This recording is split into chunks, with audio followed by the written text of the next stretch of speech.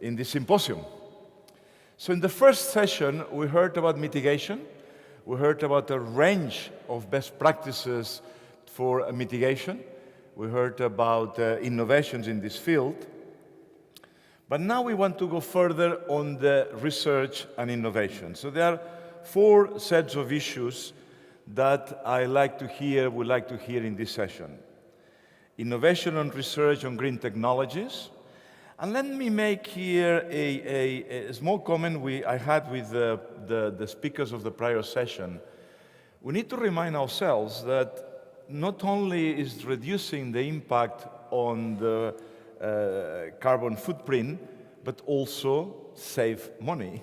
Our chief executives of our hospitals are rather worried about cost containment, so we need to have the cake and eat it. And I think many of these new technologies actually could save resources, could save budget, at least, if not in the short term, at least in the medium term. Time enough for the chief executive to still be alive and in the post.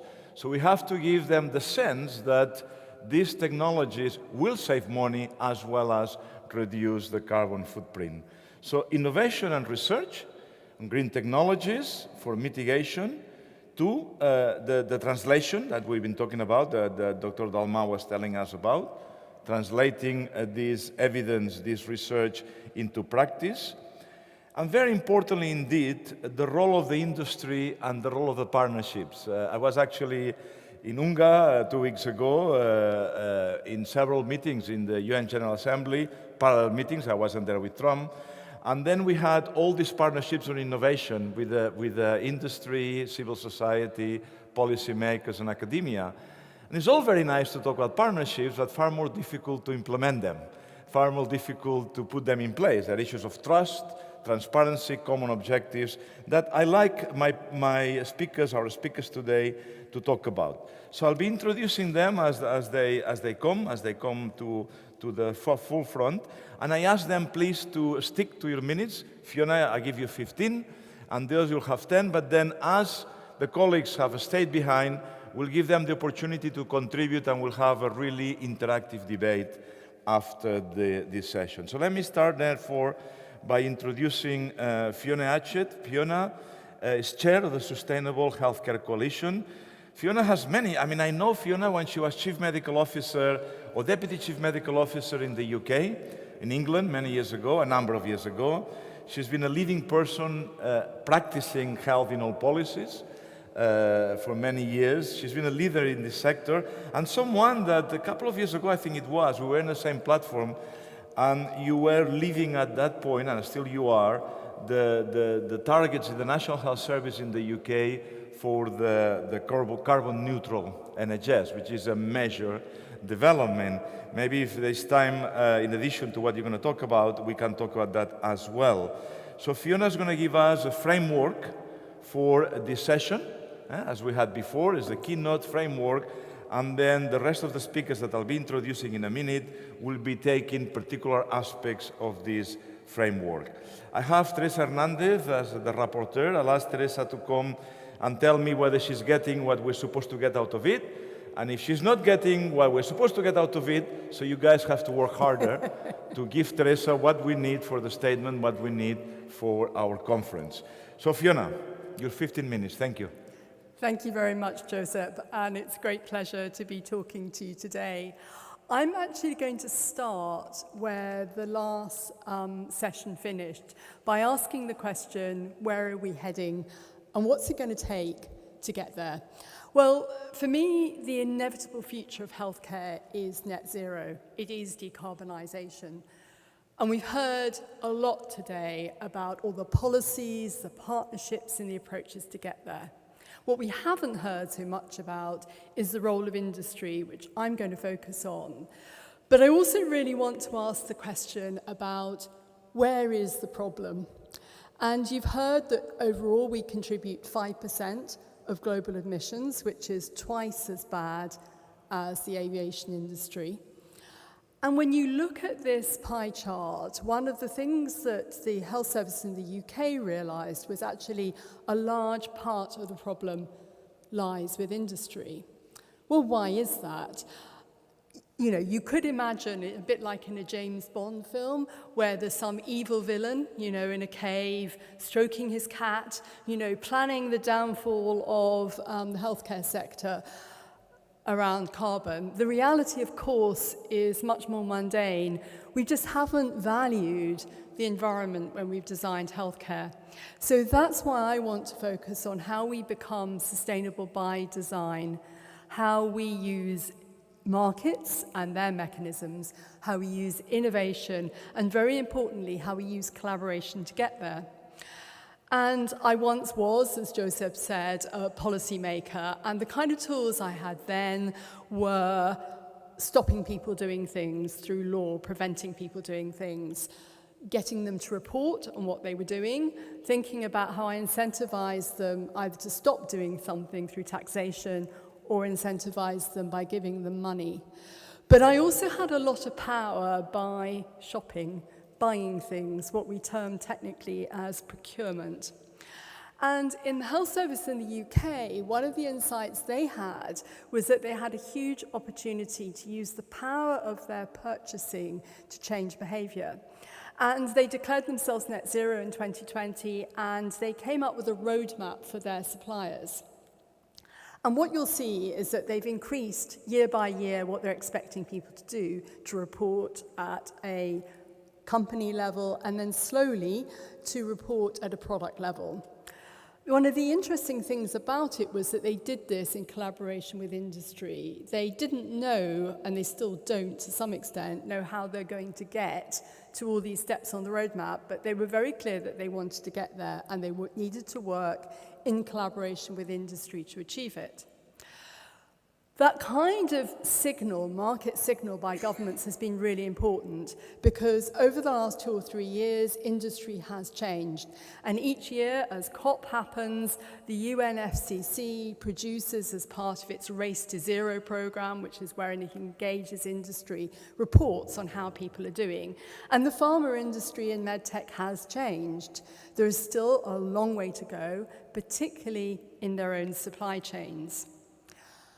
And when you look across the health system, what you realize is that actually this is a systems problem. It isn't easy because we need to act in many places and we need to act across the whole value chain. So we need to think about how can we be sustainable by design across the whole piece.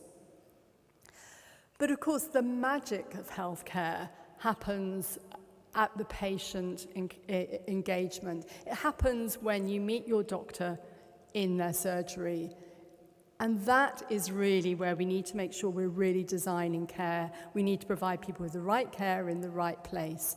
And as we heard earlier, many of the things that drive environmental efficiency also are good for quality. We need to try to prevent people needing care in the first place. We need to think about how can we empower patients to look after themselves through self-care. We need to think about how do we lean services by making them as efficient as possible, because that also saves money. And we need then to think about the role of innovation in coming up with new ways of providing products and services. And all of those insights made my government in the UK form us as an organisation. I come from something called the Sustainable Healthcare Coalition, and the health service realised that if it was going to solve the systems problem, it had to work with industry. It had to work with players who were part of the solution, as well as apparently part of the problem. And what we focused on was perhaps one of those really tricky questions about, well, how do we have impact? Where do we know whether we're making progress? And where does the problem lie? So the health service started with the question about how could it measure the impact of medicines and devices. And as a group, we came up with the first greenhouse gas protocol on how you do that. But once we'd done that, we went back to that issue that care is delivered through patient care. And so we basically divided up a care pathway into its component building blocks: patient travel, visiting to a doctor, a surgical procedure, to come up with a method and a guidance, our care pathway approach. And Joseph asked the question this morning about what would it be like if you could give clinicians the information around where the problem lies in the system. And in a way, that's what we've done. We've given people a method, we've given people values for the different activities which add up together, and we've given them calculators to enable them to work out for themselves where their care has impact. And so, whilst we may not be able to persuade clinicians to act first, many of them really do care about this agenda, and that's really true in the UK. And during the pandemic, some of my colleagues in the north of England were particularly interested in the impact of kidney care. And we worked together to map and work out what the impact of their care was, and we turned that into an international calculator. We've also, though, learned a huge amount by applying this care pathway approach to the impact of prevention. So we've looked, for example, at how does novel immunization reduce the impact of care?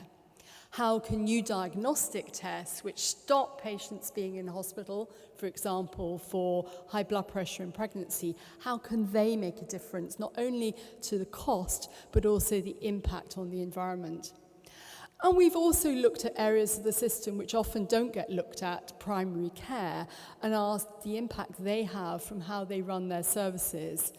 And as Joseph said, there are huge opportunities to think about how digital approaches can reduce impact. So we've looked, for example, at how smart inhalers can support parents and children to look after their asthma more effectively, or we've looked at digital support for patients who have had hip replacements and looked at the impact that has on surgery.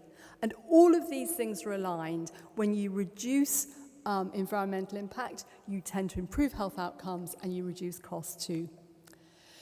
But we've applied some of this in a much broader collaborative action. So we've looked, for example, at case studies about how disease progression drugs in kidney care reduce impact. But we've worked with our National Kidney Association to look at the 10 tips that you could use in a kidney unit to reduce the impact of your care. You don't need to measure anything. They tend to be the ones that work. We've applied this approach and have worked and advised with people when they set up the Kidney Care Horizons program, and we've gone on to work with clinicians around procurement. And it's that approach of clinicians driving procurement that's really interested me, because I think there's nothing quite like somebody who's delivering care to really understand how to drive it. And the International Society of Nephrology has come up with an innovative process of a joint statement of demand. So what they're doing at the moment is that they're negotiating with their colleagues and with industry to actually ask for different services and products. They want, for example, recyclable peritoneal dialysis bags. They want to change what they can provide for their patients. And they've worked out that procurement, asking for a different kind of approach, sending market signals for change, is an effective way of doing that. So all of these resources on patient care pathways are on our website, and you'll have the slides afterwards. I'm sorry, they've gone slightly mad, these slides, but anyway, I will talk to them. Our King, King Charles, has set up a cross-sectors of the economy approach, Sustainable Markets Initiative, and David will be talking about that more in a moment. But one element that we've looked at is that of clinical research itself, because healthcare would be nowhere without innovation. And yet we know, a huge amount of a company, an innovative company, will spend a lot of money on research. So what's its environmental impact? And as part of the Sustainable Markets Initiative, we've come up with a number of targets. First of all, to come up with a standardized measurement approach, but then to work with our supply chain and to set ourselves targets by 2030. And very importantly, in February of this year, we published a letter to our supply chain who provide clinical research to tell them we wanted them to be able to measure it, to work with us. And we have provided them with a method, guidance and tools to do that. And the collaboration is very broad-based. Joseph's right, it's really hard to collaborate, it's really hard to build partnerships, but we've done that across academia with the Sustainable Markets Initiative, with broader networks from our own coalition and with other farmer networks to really try to come up with this consistent way of measurement and then to provide people with the tools in the approach to do that. We've developed a community of practice, and we are basically working with people to practically understand how they can reduce the impact of research. What we're not saying is that you shouldn't do research. What we are saying is that you should understand its impact and design it to reduce the impact that it has.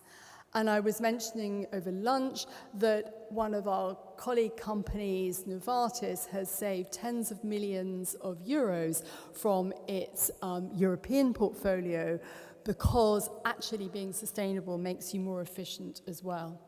So again, all the resources are available for you. So I guess what I've really been saying is that if we're going to do this effectively, we need to work across the whole system. Everybody needs to act, from clinicians through to regulators, obviously through to governments. And that's why collaboration is so important.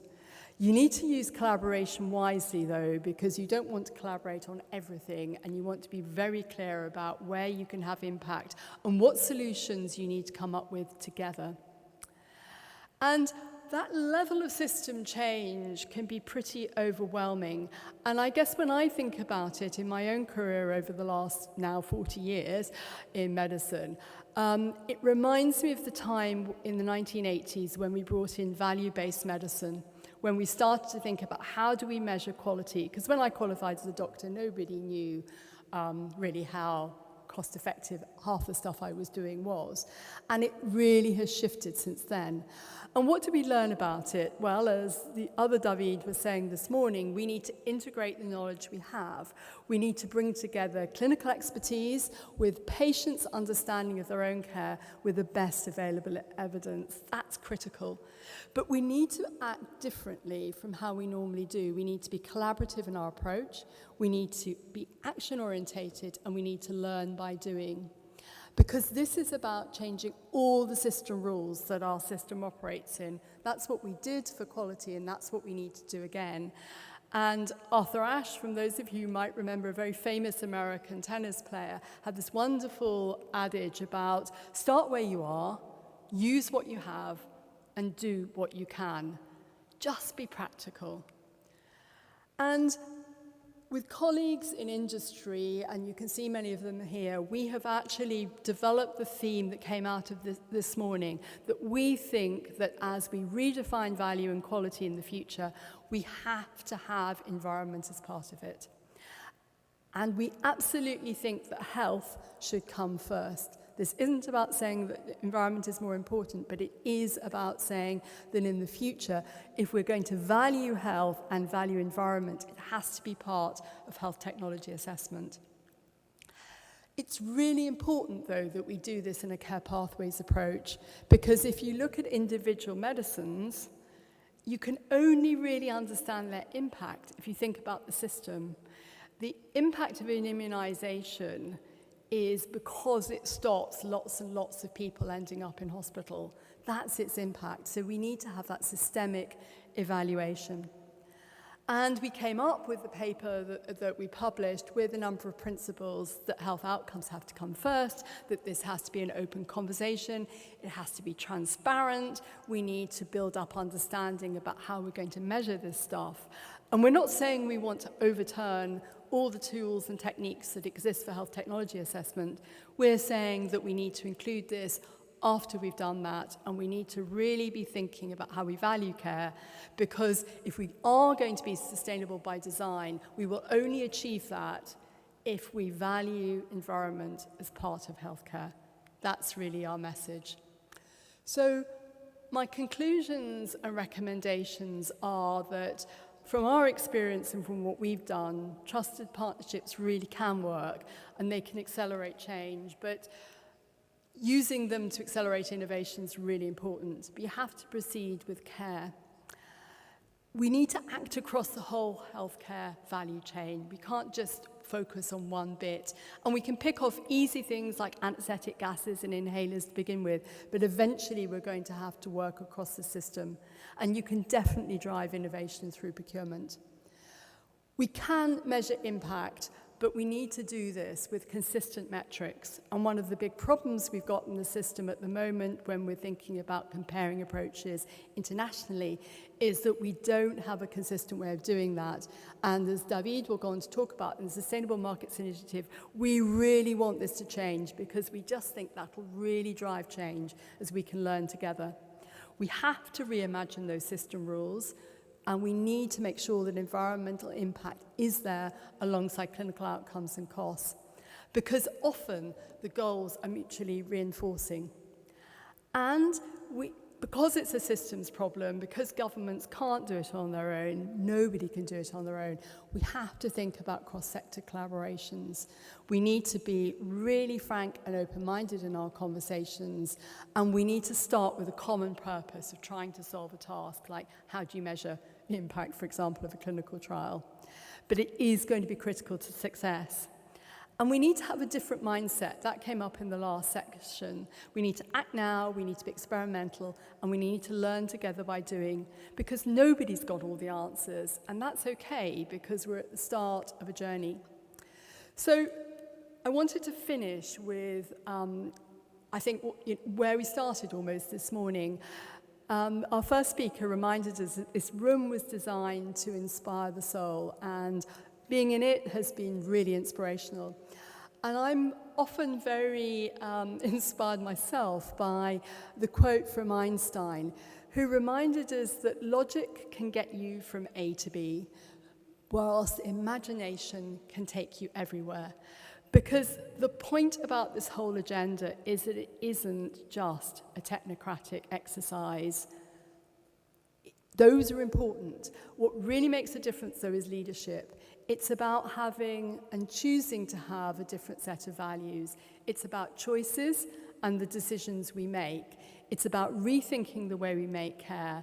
It's about being sustainable by design, because just as we discovered 30 or 40 years ago that quality doesn't happen by accident, neither does sustainability. We can do it because we had a massive change when we introduced value-based healthcare. So I'm confident that that inevitable future of healthcare is achievable. It just means that we need to be sustainable by design, and we need to lead for that change and value things slightly differently for a better future for all of us. Thank you very much.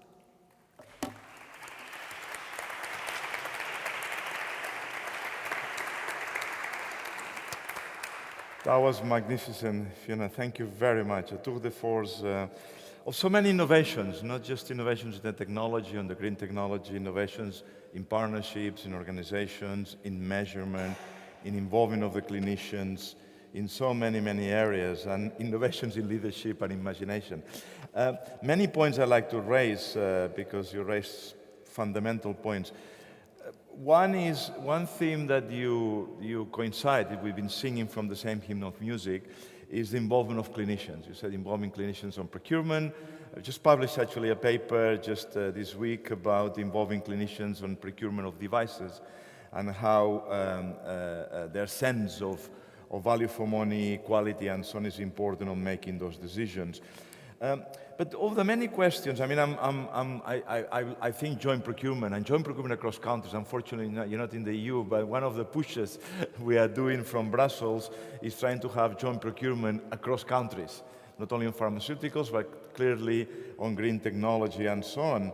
But of all the questions I'd like to ask you, let me go down to this one. You said you can work with the industry, you must work with the industry, they're not evil. Of course, I'm facetious, of course, they're not evil. What are the keys of that partnership? I'll come in a second to you, David. But I know it's a difficult and impossible question to answer, but there's so many failed. Someone was reminding me, a colleague was reminding me about the failures as well as the good practices. So there are many failures as well in these partnerships. Why? What is the key element of working with the industry? Well, I think the first one is to start with a common purpose of something that everybody wants to achieve, because when things get difficult, That's what makes you stick together. So wanting to achieve a measurement framework, whatever it happens to be, or the Sustainable Markets Initiative, being really committed.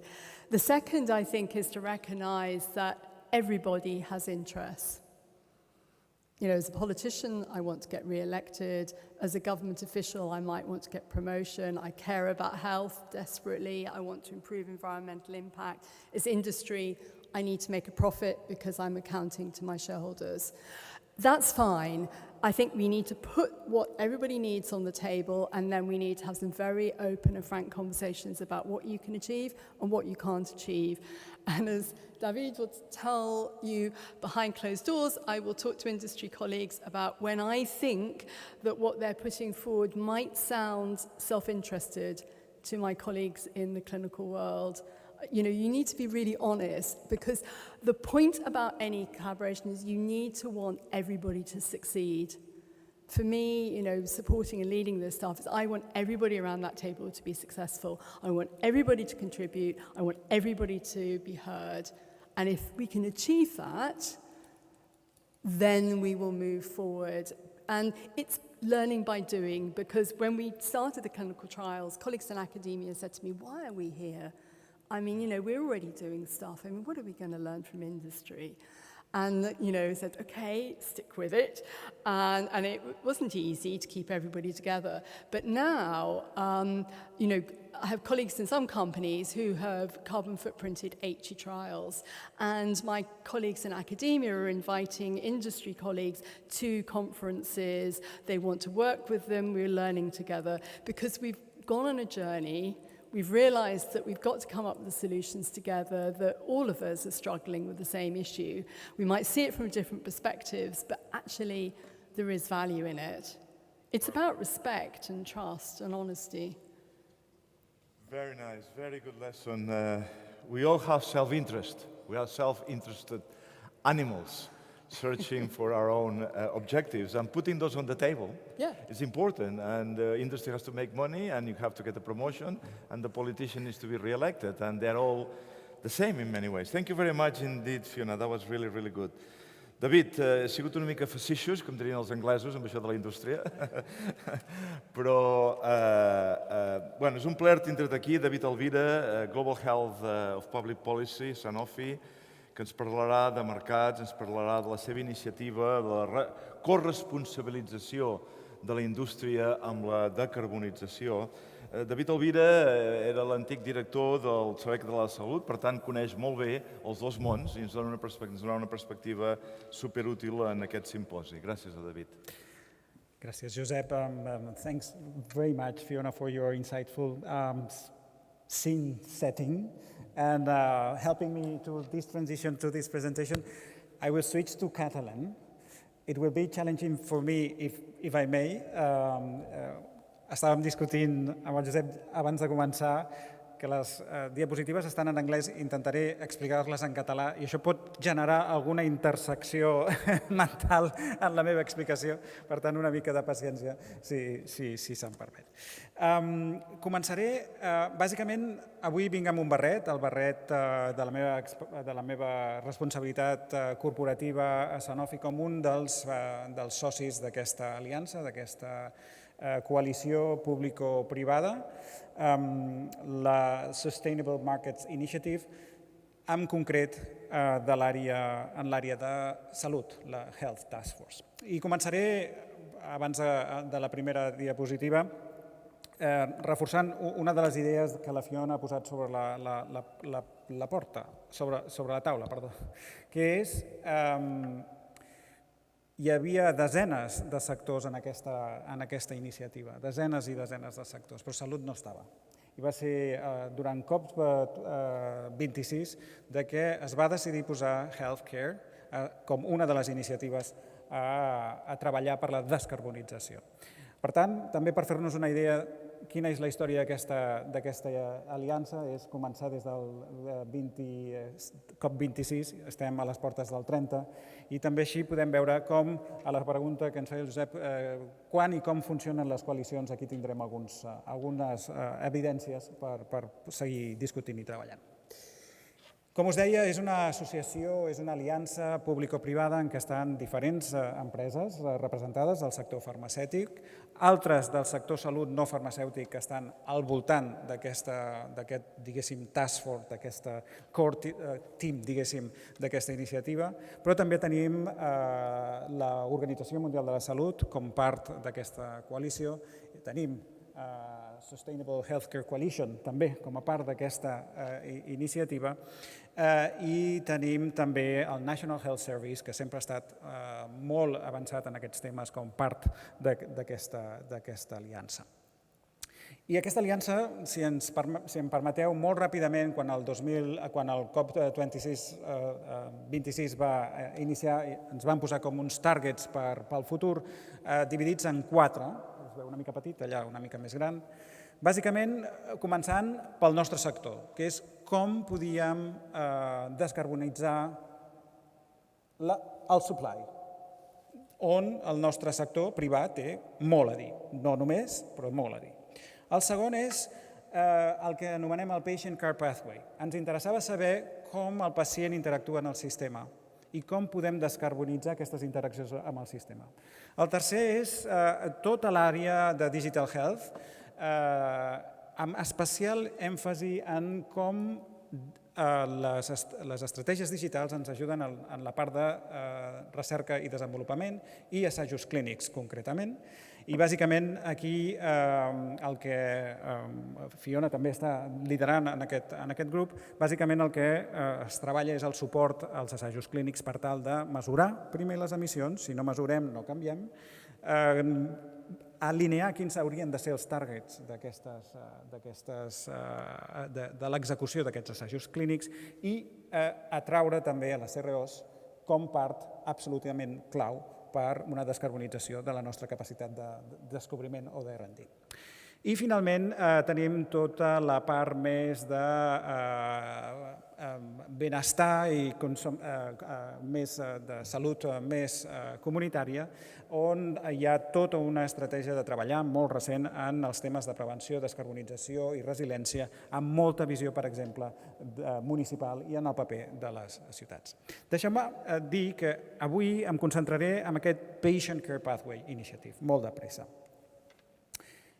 Simplement un apunt intentant responent a la pregunta del Josep, però aquestes qüestions funcionen. De moment sí que podem dir que ens hem concentrat en àrees i regions on teníem interès en poder contribuir a una descarbonització. Hem començat amb el nostre sistema, walk the talk, amb la nostra pròpia responsabilitat i, per exemple, concentrant esforços a la Xina, on aquí veieu algunes dades, hem pogut descarbonitzar part de la nostra supply com a sector privat.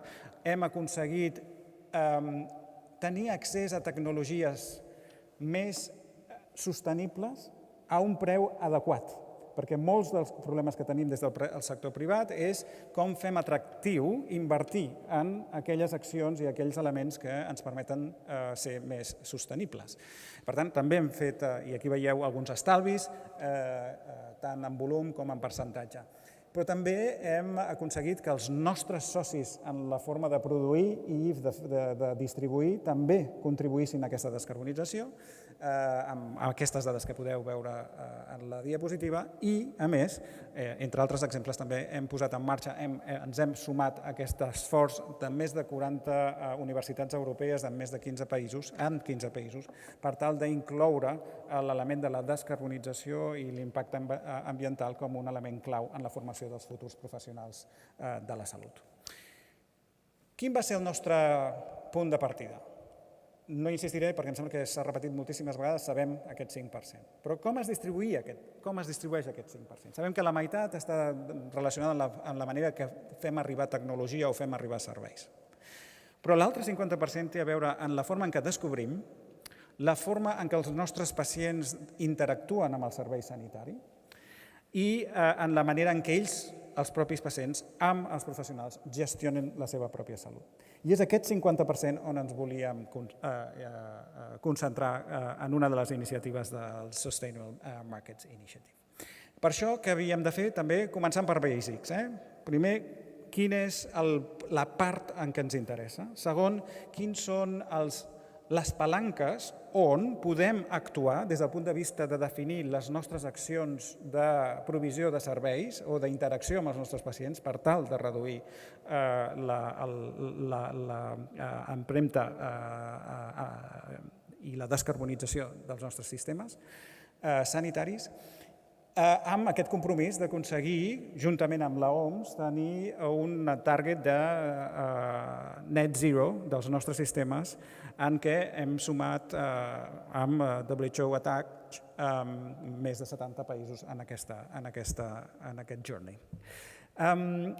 Per fer això, també ens vam focalitzar en dos instruments. Un és com mesurem la nostra contribució com a sector privat, industrial i farmacèutic, i per això vam focalitzar-nos en demostrar que hi havia un compromís del nostre sector en aquesta agenda i hem estat treballant amb el LCA, amb el Life Cycle Assessment Model, però també hem treballat de forma important en el Patient Care Pathway Scope, bàsicament per tenir els instruments que ens permetin analitzar quin és l'impacte d'aquesta interacció del pacient en el sector. I, tornant a Basics, què vam començar? Vam començar a identificar aquests hotspots, aquestes palanques que ens haurien de permetre definir aquelles polítiques que ens ajuden a descarbonitzar la interacció dels nostres pacients amb el sistema sanitari. Des de la descarbonització de les nostres, d'allà on proveïm salut i les nostres flotes, a dos grans pilars en aquesta interacció dels pacients. Tot l'element relacionat amb millorar la prevenció primer i l'anticipació del diagnòstic, etc., com un primer pilar. I això vol dir tot el que és prevenció, tot el que és early diagnosis, tot el que és optimitzar el maneig de la malaltia i el que és la pròpia provisió dels serveis. I això vol dir com millorem l'eficiència, com fem una provisió remota o més propera al lloc on viuen els nostres pacients i utilitzar aquelles tecnologies que tenen un menor impacte ambiental. En aquest sentit, els dos instruments que vam fer servir per poder analitzar com reduir aquest 50% de les emissions, com us havia avançat, un és propi del sector, i no insistiré molt, és com podem mesurar l'impacte que té un medicament des que neix fins que mor. I això requereix, en aquest cicle vital, saber quins són els elements harmonitzats per tal de poder calcular com progressem, és a dir, si millorem la tecnologia, com aquesta tecnologia està fent que el nostre impacte d'aquell medicament o aquella tecnologia, en aquest cas els medicaments, redueixen l'impacte, i no només poder saber si estem progressant correctament, sinó que en el futur poder comparar aquells productes que tinguin uns impactes diferents. L'altra mesura és la del model que ens permetés, un framework, una metodologia que ens permetés analitzar l'impacte sobre el sistema sanitari de la interacció del pacient. I aquí va més enllà de la tecnologia o del medicament que estic utilitzant. És plantejar-nos aquesta innovació en una política, aquest medicament o aquesta nova tecnologia, com modifica la meva interacció amb els serveis sanitaris de manera que contribueix a una descarbonització del mateix. I això va molt més enllà que un LCA de qualsevol tecnologia o de qualsevol producte, és analitzar la interacció del pacient amb el sistema. I quan analitzàvem això, què hem pogut, i ens concentràvem en aquelles palanques que ens permetien, què hem arribat a mesurar? Hem arribat a mesurar que si tenim una tecnologia o una solució o un medicament que millora la gestió de la diabetis, sabem que reduirem 10 vegades l'emissió d'aquell pacient al llarg de la seva vida.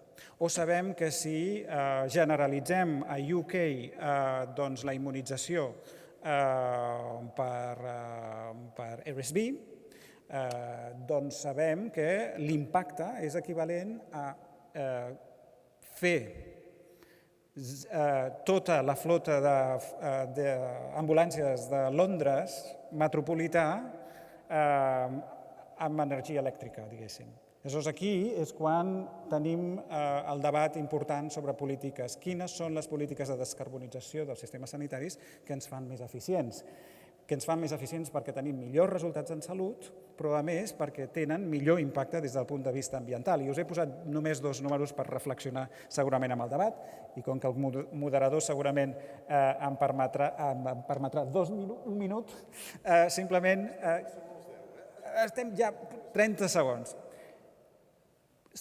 Properes passes, i ho resumeixo molt clarament, molt ràpidament, és en estandarditzar, en harmonitzar i en escalar. I per això el que farem és proposar iniciatives com la de Caressa, en què aquests primers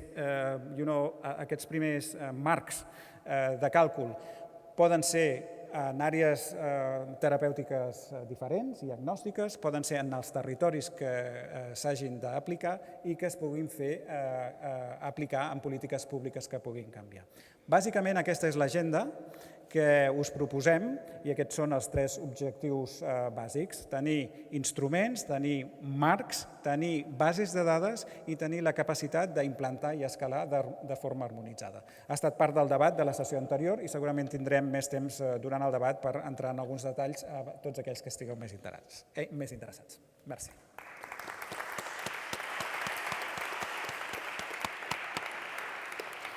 Genial, David, i et demano perdó per la pressió, però és que vull tenir l'oportunitat que els companys que avui estan amb nosaltres fins al final tinguin l'oportunitat de contribuir, però hi ha un milió de coses moltes coses superimportants que has posat a la taula. Una que et deixaré per després, no ara, parlant del self-interest. M'encanten aquestes polítiques, però m'agradaria que penséssim quin és l'autointerès de la indústria, en alguns casos reduint aquesta prescripció farmacèutica, augmentant l'efectivitat, que sona molt bé en el sector públic, però després quin és l'incentiu de la indústria per fer això? I m'agradaria sentir aquesta opinió més tard.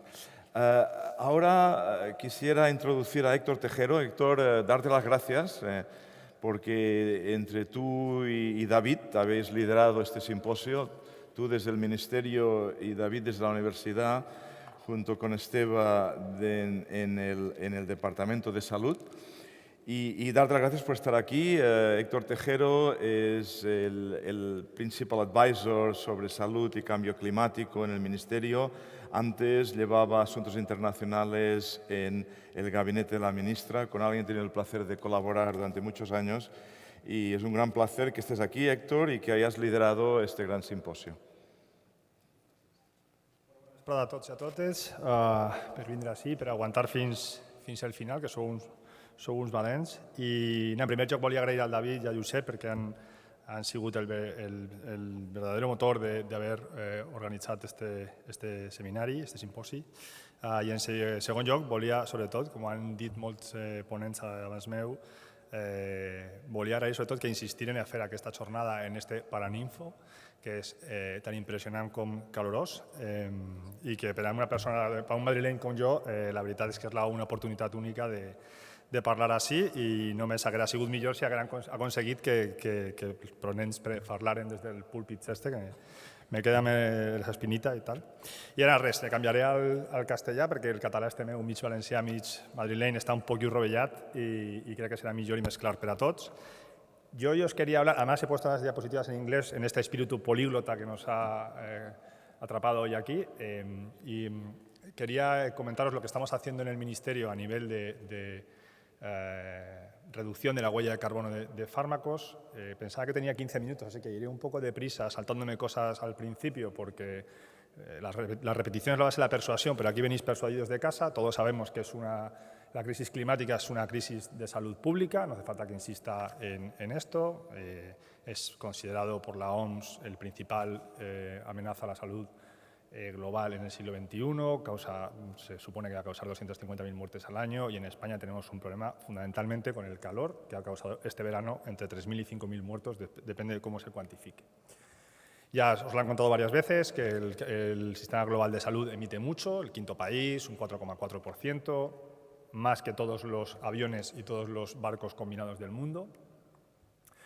Y aquí ya me detengo un poco más y dentro de esa huella de carbono del sistema sanitario global, los medicamentos suponen la principal parte, ¿no? Entre un 20 y un 30% en los diferentes sistemas de salud de los que se ha medido, fundamentalmente el inglés, que es el gold standard, el británico, perdón, en la izquierda, donde se ve que hay un 20% de todos los medicamentos y luego dos grupos que son, digamos, de uso relativamente pequeño comparado con el resto, pero tienen una huella de carbono muy fuerte, como son los anestésicos y los inhaladores presurizados por utilizar gases fluorocarbonados, ¿no? Pues en la derecha es el sistema belga y también se ve que los fármacos tienen como un 30%. Además, nosotros en el Ministerio, como no tenemos competencias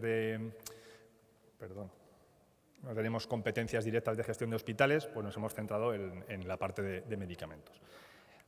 Además de las emisiones, hay que tener en cuenta que cada vez hay más interés en la contaminación que genera, la farmacontaminación que dicen algunos, aguas abajo, ¿no? Nunca mejor dicho. Entonces, bueno, pues hay una serie de peticiones, se busca medicamentos en agua, salen en cualquier río que se mire y hay una serie de peticiones para diseñar fármacos más verdes.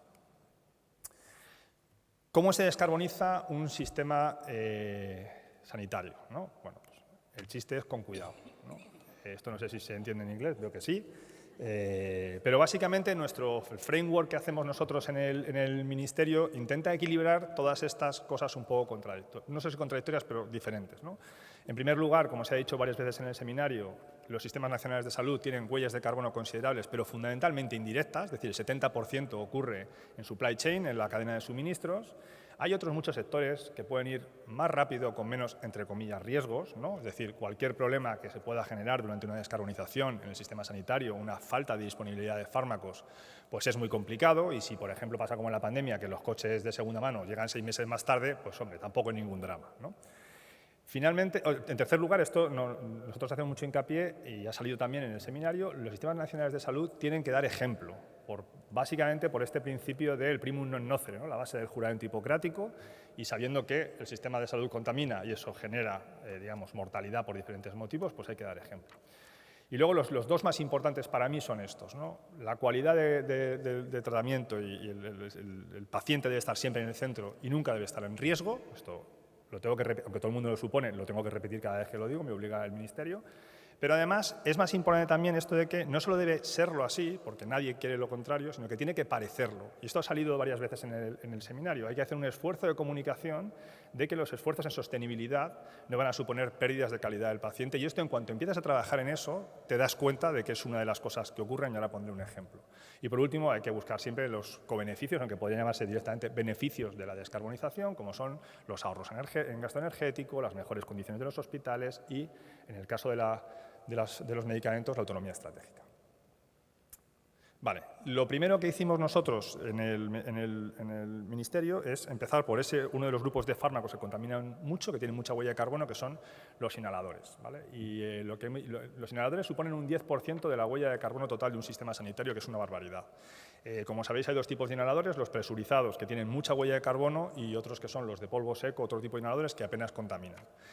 Lo que hicimos nosotros fue reunirnos con todos los agentes del sector, las empresas, las sociedades médicas y las asociaciones de pacientes, y ver cómo se podía hacer esta descarbonización. ¿Por qué? Porque el inhalador es la gente que depende de un inhalador presurizado es una cosa muy personal, porque tu vida está en riesgo si no tienes un inhalador presurizado. Entonces, cuando se le ha de descarbonizar un inhalador presurizado, mucha gente piensa que se le va a cambiar por un sistema ambiental o que se le puede quitar el inhalador. Para nosotros era muy importante que esto, comunicativamente, porque además somos políticos, toda la gente estuviese tranquilo. Hicimos un esfuerzo muy grande en que fuese así.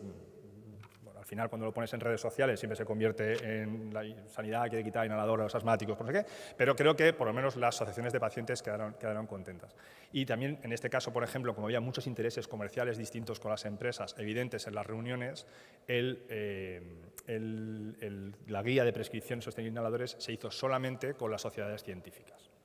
Se creó un documento en colaboración con las 11 sociedades y ahí lo presentamos con el secretario de Estado, que ha estado aquí esta mañana y que lo explica muy bien también él. Y bueno, quedó esta idea de, en realidad, la guía lo que recomienda es Si el paciente tiene enfermedad controlada, no le cambies el inhalador por motivos ambientales porque no merece la pena, pero en pacientes de nuevo diagnóstico o si hay que cambiar el inhalador por motivo clínico, intenta darle uno más verde en ese proceso, una cosa como de sentido común.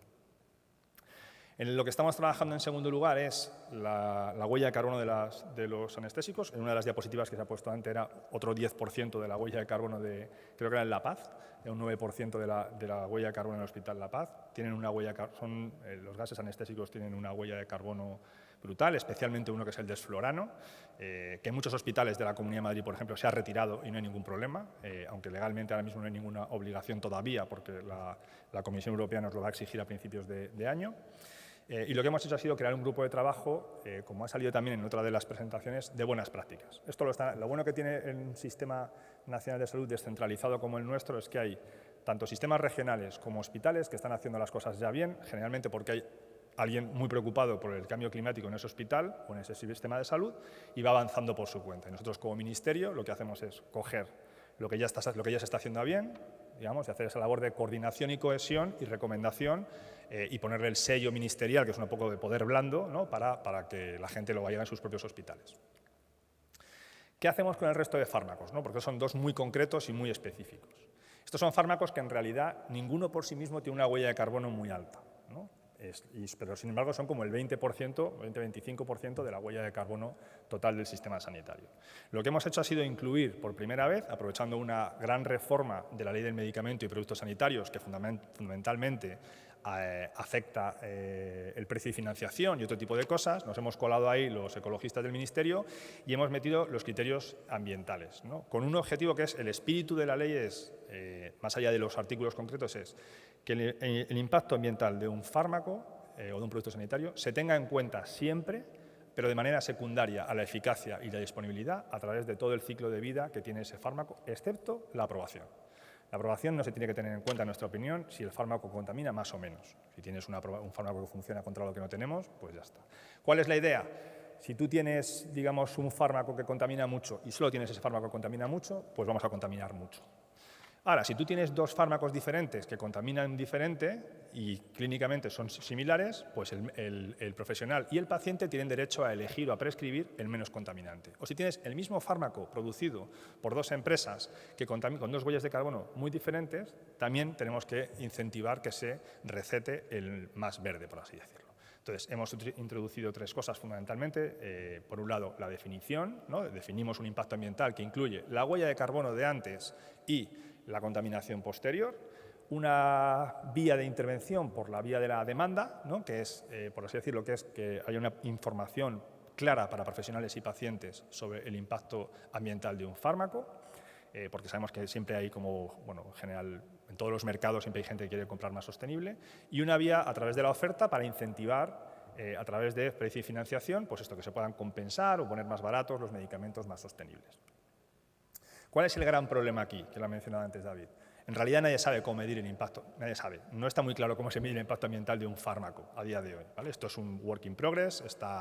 En marzo estuve en Utrecht, en Holanda, en un seminario sobre este tema y los científicos están empezando a desarrollar mucho, pero queda trabajo. ¿Cuál ha sido lo que hemos hecho en el Ministerio? Hemos puesto el andamiaje, ¿no? Para colocar todo en la ley.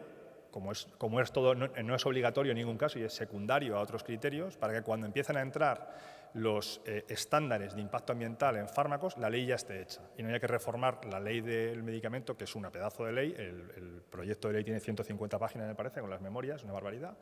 Y entonces las consideraciones que hacemos es esa, ¿no? Poner todo el andamio legal para que podamos meter luego la medida de impacto ambiental.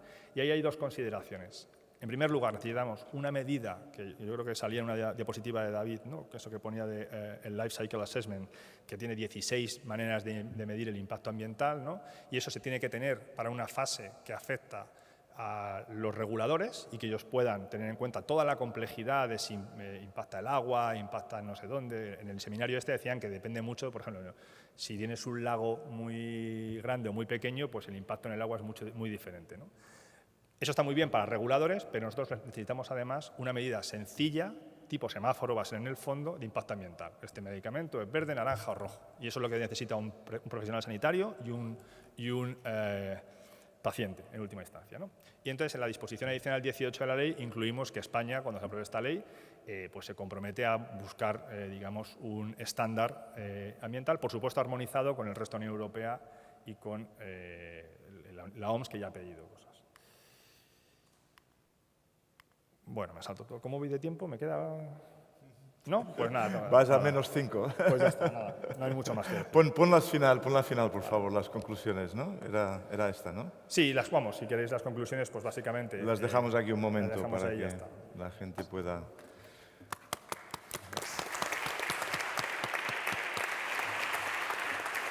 Muchas gracias, Héctor. Impresionante lo que estáis haciendo, la cantidad de medidas. Me gustaría realzar muchas, pero quiero continuar con la última presentación y el debate con nuestros compañeros y compañeras aquí. Pero mucho lo que decías, que cómo minimizar la huella de carbono sin un impacto negativo en la calidad, ¿no? Esto es fundamental a la hora de comunicarlo al paciente. Esto es fundamental también como un incentivo a la industria, que a igual efectividad de la molécula escogeremos aquellos que tengan una huella de carbono mucho más baja. Un tema fundamental, creo yo, y creemos todos.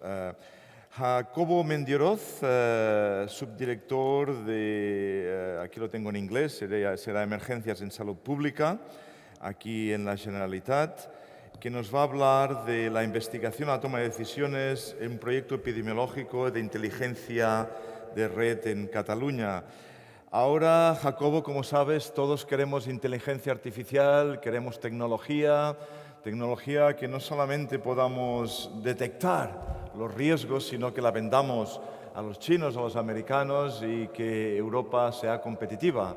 Estábamos en Gastein, algunos, el foro de Gastein, tuvimos la oportunidad a puerta cerrada con el comisario y estuvo hablando de inteligencia artificial en la prevención primaria, en la prevención secundaria. Y, por tanto, lo que tú dices, vas a decir, creo yo, le va a encantar a él, sobre todo si podemos vender y ser más competitivos estos sistemas a los otros continentes con los que competimos. Gracias, Jacobo. Bueno, no sé si llegaré a tanto, pero espero que les resulte interesante. Bueno, creo que mis colegas han hablado y durante todo este tiempo que uno de los pilares de lo que es reducir las emisiones es el tema de la prevención. No se habla mucho, pero el impacto en el cambio climático tiene consecuencias muy importantes en mi campo, que son las enfermedades infecciosas, y a muchos niveles, a nivel de lo que son tormentas, en lo que son inundaciones, como hemos visto aquí en España, a nivel de las olas de calor, los incendios.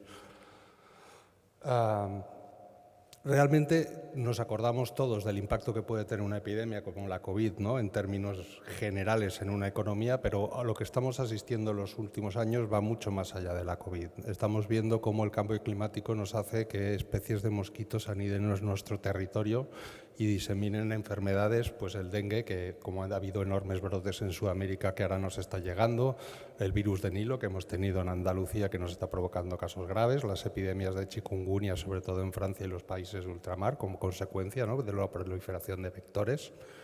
También hemos tenido epidemias posteriores también a la COVID, estoy hablando solo de los últimos años, como consecuencia de los hábitos, de la destrucción de los hábitats naturales por el cambio climático, y uno de los ejemplos más claros fue la epidemia de monkeypox que tuvimos, ¿no?, como consecuencia del acercamiento de los humanos a zonas selváticas donde no tenían contacto. Incluso el propio COVID podríamos considerar que viene por esta razón, ¿no?, a partir de los murciélagos con los que no teníamos contacto.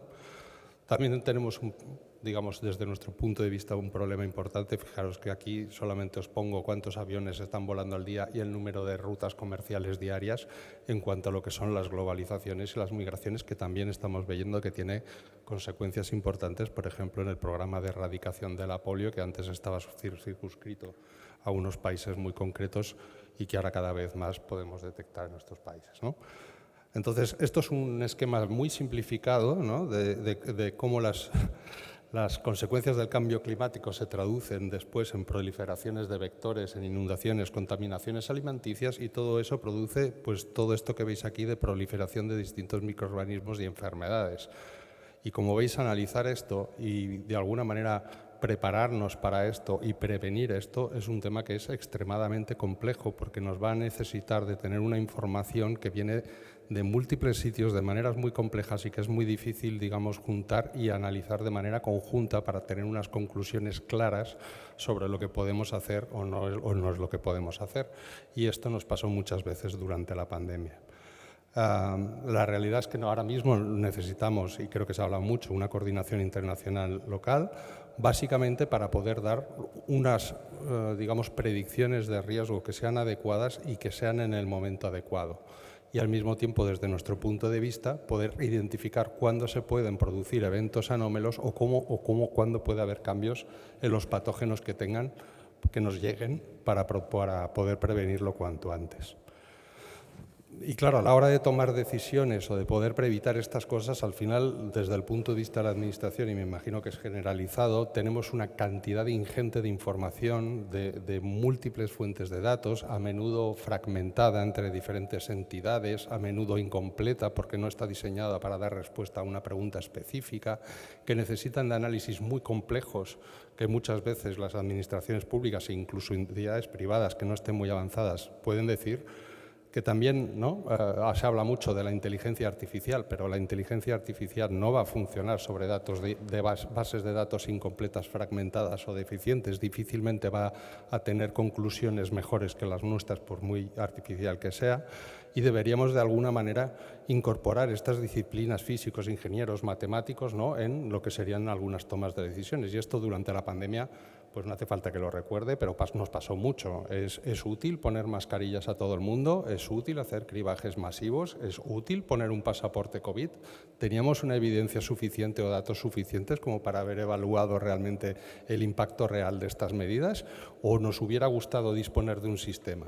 Y eso es un poco lo que ahora mismo estamos desde la pandemia, de hecho, intentando crear, que es lo que llamamos la red de inteligencia epidemiológica de Cataluña, que es una red o pretende ser una red multidisciplinar, y lo que estamos haciendo es crear el marco legal para que se puedan establecer colaboraciones público-privadas entre lo que es la Administración y sobre todo las necesidades de la Administración de poder tener un determinado conocimiento, y luego los centros de investigación, empresas tecnológicas o empresas que utilizan grandes bases de datos que nos puedan ayudar a dar respuesta a estas necesidades que podemos tener en un mundo dado, ya sea a nivel de análisis, ya sea a nivel de productos o ya sea a nivel de poder ayudarnos en lo que serían nuestras necesidades. Y fundamentalmente en el campo de la epidemiología lo que necesitamos son modelos predictivos, simuladores de escenarios, que nos permita de alguna manera adelantarnos a lo que va a pasar.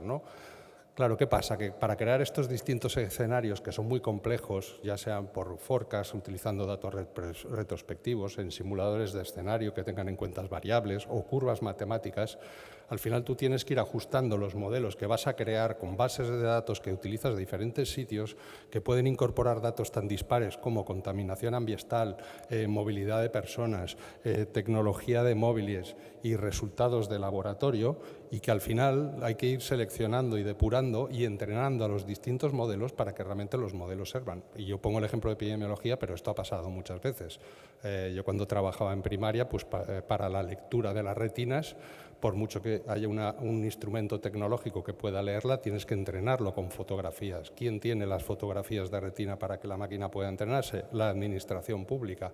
¿Cómo se elabora este proyecto de colaboración mutua? Debe entrenar a la máquina para que me lea las retinas, y qué provecho puedo tener yo después cuando me lea las retinas como Administración, que ha dado una parte y el producto realmente no acaba siendo mío porque es de los que lo han desarrollado. Entonces, esto es un poco el marco legal que estamos intentando poner en marcha, básicamente con una serie de actividades como sería todo el tema del Big Data, la digitalización, la integración, con el poder hacer análisis y visualización de resultados, y también, obviamente, trabajando de manera colaborativa. Estamos creando un marco legal con nuestros compañeros de la Abogacía de Cataluña, en el cual estaría, por una parte, lo que es la Secretaría de Salud Pública, el Departamento de Salud como representante del sector público, y luego diferentes organizaciones privadas y públicas que tenemos en Cataluña, expertas en distintos temas, para poder hacer estos modelos aplicados. Y dentro de estas regulaciones legales que pretendemos poner en marcha, pues hay varios aspectos que yo creo que son importantes, ¿no? Cómo se hace el seguimiento de este proyecto, quién financia este proyecto, teniendo en cuenta que son necesidades de la Administración a priori de responder a unas cuestiones sobre las que no tenemos respuesta, pensamos que tendría que ser una financiación pública. Hay un tema muy difícil que es el tema de la protección de datos, porque para que estos modelos funcionen necesitan ser permanentemente alimentados con datos que dispone la Administración Pública, pero como sabéis son datos que están extremadamente protegidos y por tanto hay que poner un mecanismo de seguridad muy importante. También dentro de este documento están los derechos de la propiedad intelectual, de lo que pueda salir de estas colaboraciones o de estas simulaciones, y una parte que también se ha comentado que creo que es muy importante, ¿no? El poner junto la experiencia de lo que serán los representantes de la Administración junto con herramientas tecnológicas, conocimientos avanzados e innovaciones a la hora de poder hacer la comunicación a la sociedad. Porque finalmente un poco lo que nos interesa es que de toda esta parte de lo que llamamos infodemia, es decir, exceso de información que llega a la población por múltiples fuentes, de múltiples maneras, podamos colaborar entre todos en crear, digamos, los mecanismos más seguros, más creíbles y más científicos para una toma de decisiones que luego podamos aplicar y nos pueda servir para evitar futuros desastres. Y esto sería todo. Muchas gracias. Wow. Wow. Además, creo que te ha sobrado un minuto. Muchísimas gracias, Jacobo. Absolutamente fascinante el potencial. Más aburrido, pero más fascinante todavía todo lo que hemos de hacer en propiedad de datos, marco legal, financiación, protección, confidencialidad. Este énfasis que le has dado al tema regulatorio es fundamental. Me pregunto, y lo puedes reflexionar después, pero quiero tener preguntas de los compañeros y compañeras aquí primero, si el EHDS, el famoso European Health Data Space, del que hablamos en la Corte de la Reina Comisión en Bruselas cada día, va a servir de alguna cosa en este mundo, ¿no? Todos confiamos que el European Health Data Space nos va a dar este marco legal rápido, no sé cómo lo veis desde el Ministerio también y desde la industria, el sector privado tiene que jugar un papel muy importante. Pero os dejo estas reflexiones para más tarde cuando resumáis. Y ahora lo que quería, y lo he estado prometiendo y me disculpo mucho, discúlpame Héctor, discúlpame David por cortaros, porque quería precisamente el tiempo para que tuviéramos reflexiones de la gente que está aquí hoy. Y Teresa, te aviso que en un momentito, como relatora, me hagas algunas reflexiones finales que en las lecciones os llevamos a casa. Por favor, he castigado a esta gente para que tengáis tiempo de participar. Por tanto, no me falléis ahora y darme algunas contribuciones. ¿Cómo veis todo esto? Please. Thank you. I can always count on you, Rob. Thanks very much. A drink for you later. Thank you very much. I'll take you up on that. Two questions for Fiona and then one for Jacobo. Fiona, the Sustainable Healthcare Coalition, you were talking about power of procurement. It seems like a very logical and also very powerful proposal, if I can put it that way. There must be safeguards in place, however, to protect against private interests, private sector interests and influence. Now, the power of procurement in the UK, your purchasing power, is very different from the purchasing power of Montenegro, middle-income countries, low-income countries. So my first question is, could that be applied in a smaller market that has not got that powerful punch of the NHS in UK, which is quite frankly a phenomenal market, possibly the largest in the European region? The second question I've got is relating to the general practice carbon calculator. That looks just awesome. I couldn't find a better phrase than awesome. It's terrific. Are there other countries using this? Because this seems very logical, it seems to make sense, and I can see would have amazing impact rolled out elsewhere, and whether you've documented whether the data from the calculator and how the data of the calculator has been used to change policy or influence decision making. So there's kind of a second question in that. And my last one for Jacobo, and apologies if I'm pronouncing your name incorrectly, but this the prediction and the predictability is one thing, but the detection is another. So you talked about emerging viruses, bacterias. You looked at, you've mentioned CVDPV and polio outbreaks. My question is, for healthcare workers, I take you back to 2012. I was in a measles outbreak in Wales in 2012 in Swansea. And the GP told me, honestly, Rob, most of the GPs in Swansea that are under the age of 40 wouldn't know measles if it walked in and slapped them on the face. So my question to you is, what hope have we got for today's workforce on chikungunya, malaria, West Nile? If you've not practiced in the tropics, you've no idea how those diseases manifest themselves and diagnostic. So my question to you is on detection and whether you have good examples of how we've upgraded medical profiles or public health profiles to better deal with these climate change threats. Sorry, there was quite a bit there. No, but these are really, really important points that you raised. Can I have more points, please, from you colleagues?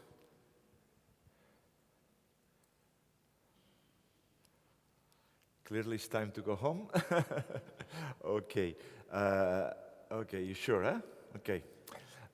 Then let me integrate my questions about to the questions of Rob about whether the EHDS is going to resolve some of these problems by having data.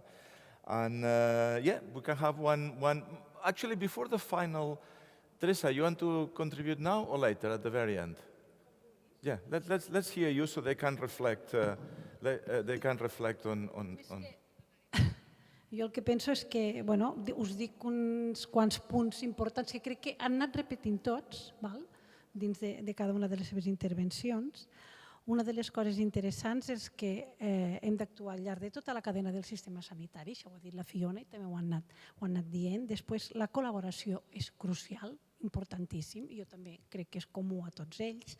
L'ús de mètriques coherents, si hem de fer mesures, utilitzem sempre els mateixos tipus de mesura i que puguem comparar els resultats. També m'ha cridat molt l'atenció i penso que és importantíssim el fet que han dit que el pacient ha de ser el centre, ha d'estar empoderat, però una de les preguntes, si puc fer-los una pregunta, en base a les experiències, els pacients reben aquest paper que se li vol donar, el reben de manera positiva, el fet, o tenen aquesta visió de que necessitem un sistema sanitari sostenible, que no tingui un impacte, que l'impacte mediambiental sigui mínim. Hem de pensar què volem els pacients, que ens cureu, que ens curin, que el sistema sanitari ens doni una solució, no que ens posin més traves. No ho sé, ho deixo aquí, a veure què en penseu. Després, altres coses que penso que s'han anat dient, doncs el fet de col·laborar, jo penso que això és important, el de liderar, el que hem de ser sostenibles en tots els àmbits i que la col·laboració és vital entre tots, sistema sanitari i amb la indústria. Ho ha deixat també clar la Fiona, però el David molt més. Jo penso que això són trets prou importants. Un resum preciós. Then now perhaps we can have, I'll start with Fiona again, 1 minute each, and you try to address, or 2 minutes, to try to address the questions that you heard. And if not, I'll remind you if we leave any one of those behind. You want to start, Fiona, and then we'll follow the same order as we had with the presentations. Is this working? Yeah, it is. So to answer Rob's questions, first one, often the UK is told it's a small market. So I've been in conversations, yes, I can see the look on your face, but it's true that we are one of many in a global market, and what we do is neither here nor there. That is why the attach mechanism that Maria has set up is just so brilliant, because what we need is countries across Europe working together to get that consistency. And Hector and I were both in the workshop in Utrecht where we're looking at harmonization of metrics.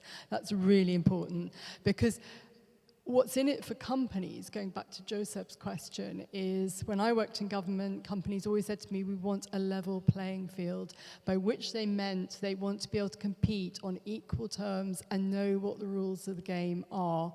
That's why the metrics are so important. That's why consistent procurement approaches are important. In terms of primary care, the calculator was developed by a brilliant GP called Matt Sawyer. It is used nationally in the UK as part of the Green Practice Guidance by the college. I don't know whether it's used internationally. But again, we shouldn't be reinventing the wheel. We know we could share it, we could adapt it. It could be better, and let's learn from other people. And then finally, Teresa, your point about patients, NICE, our National Institute for Health and Clinical Excellence, our health technology assessment organisation, did a listening exercise with patients. Health always comes first. They expect the healthcare system to be environmentally sustainable. They just think we should be doing it.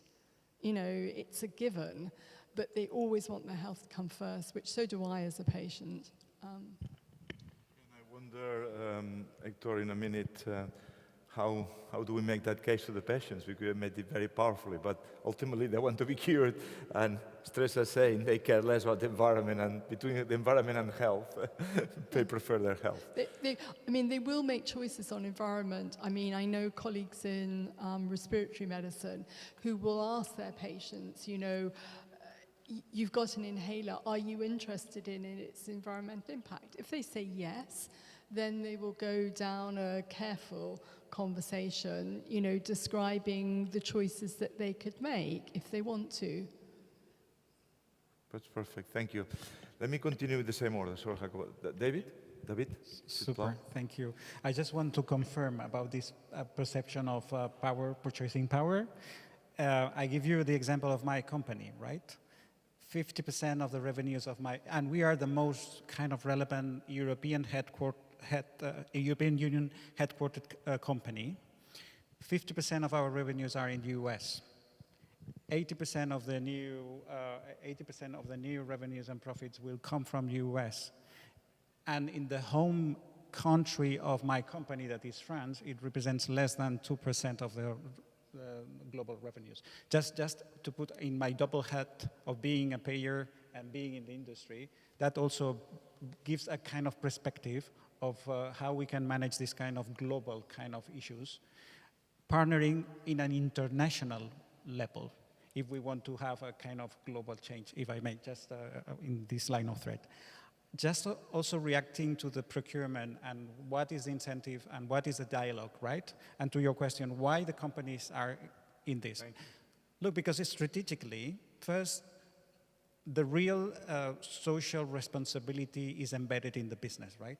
And if you believe that you cannot contribute to the 5% of the carbon emissions of the healthcare system, you have to be prepared to provide society and business with better solutions.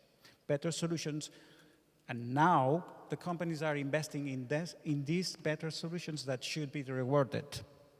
That's a business case as well, to understand that the companies, we need to be in a constant dialogue with the authorities that will assess if we are in a good track in diminishing or not our contribution to the carbon emissions. In that regard, just one point of attention here about procurement. Procurement of what? Procurement of how I produce and supply my medicine, or in the long kind of impact of my medicine. That's critical, that's key.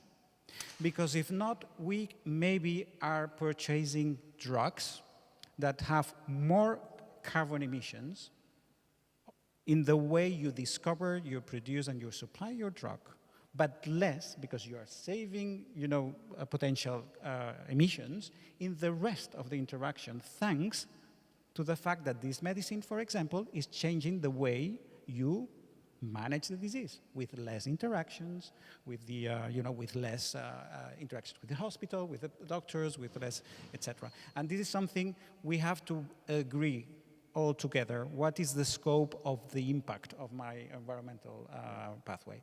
And just two elements super quickly about the European health data space. For sure. Look, just coming back to the business, right?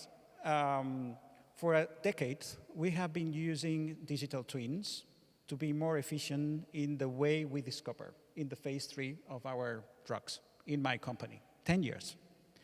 But I can have a patient twin or any kind of AI-based solution without data that, as you perfectly described, are in hands of the public authorities.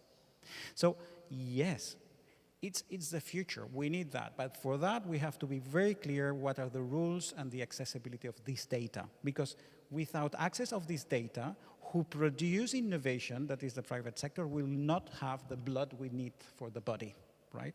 And my final comment on patients, because it's very common, this kind of discussion in the SMI, in the Sustainable Markets Initiative, with the advisory board that we have with the patients. And the patients' associations are saying, we have some concerns, because patients are first citizens, so they are absolutely conscious about what we are doing and what is the debate. The problem is that I don't want to be penalized by environmental decisions if I have to cure. Yeah. And here there is only one element we have to start to think about. When you can provide better health with more impact in your environment, what will be the threshold? For the NICE and NHS, it's very clear when you have health outcomes and cost. And we have a threshold for that. We know what is the social acceptance to pay more for more health. What is not very clear is what will be the threshold to pay more to have more environmental impact. This is not decided. Right? Very helpful. Very nice puntualization. Jacobo, tu pregunta creo que era alrededor de más ejemplos de cómo has utilizado estos sistemas y cómo hacemos cuando los profesionales no están formados para reconocer estas enfermedades o tratarlas. También el data space, por favor. I will say that when you make preparedness, you have to look at every step of the process, not just one.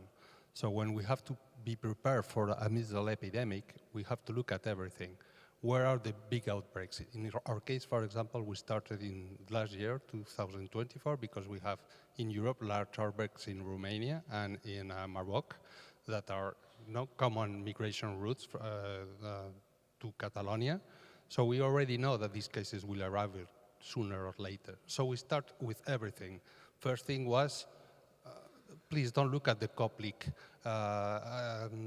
spots on the mouth of the patients because you will never find it. This is not what you find. You have never seen. Don't go on Google and take the pathognomonic sign of the measles.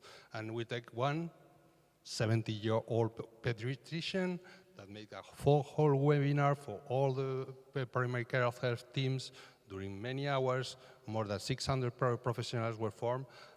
And we do all the steps.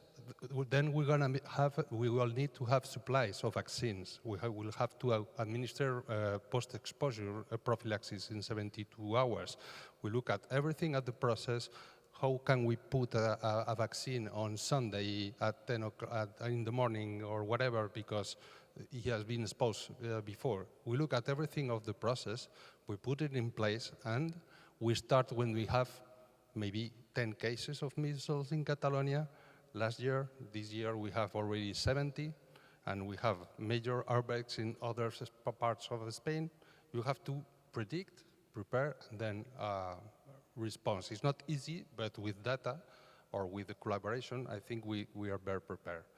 And for the other question, if we reach the patients, it's hard to say it from a public health representative, but I come critical with that because I think we're somehow losing the battle of information and prevention because of the, like I say, infodemics.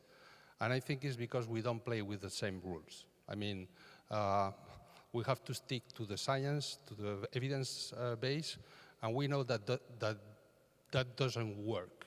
Marketing, feelings, emotions, major alerts normally arrive better and give a more stronger message than we can ever do. So it's a difficult battle.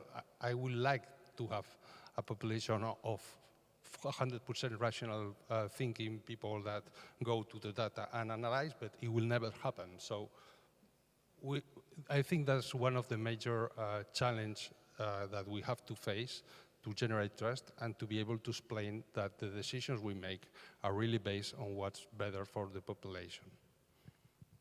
Rob, I wonder, this is a that the US is going to be facing, doctors in the US are going to be facing very seriously because there'll be measured outbreaks of measles there and other communicable diseases. Héctor, tus comentarios concluyentes. Puedes concluir la mesa hoy.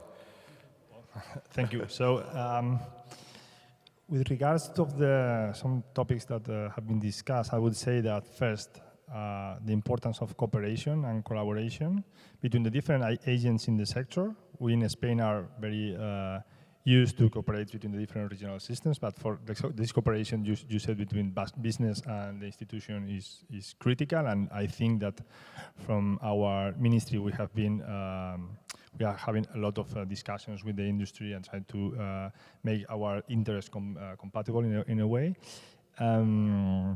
And especially with this topic of how we measure the impact of the drugs. And I think we are not in a hurry. This is something like is quite surprising from an ecologist point of view, but I believe that we really need to be at least a lot of countries at the same time with a good measure. It will be better in the long term. Maybe we spend 2, 3, 4, 5 years before we get that, but it's going to be better in the long term for everybody, for the business, for the patients, and for the administrations. And I'm very interested in these problems with health and climate. I'm not coming from the health system. I'm in this position because I'm a climate activist, but I understand very well that you cannot make the patient decide between its health and its climate. This is not some weight that he has to have in his back. And in my opinion, if you can have a drug that improves health with more environmental cost, you should approve that drug and you should give that drug to patients. No discussion at all. At the same time, you should look for different drugs or better drugs or whatever. This is because the transition, the ecological transition in the health system is one.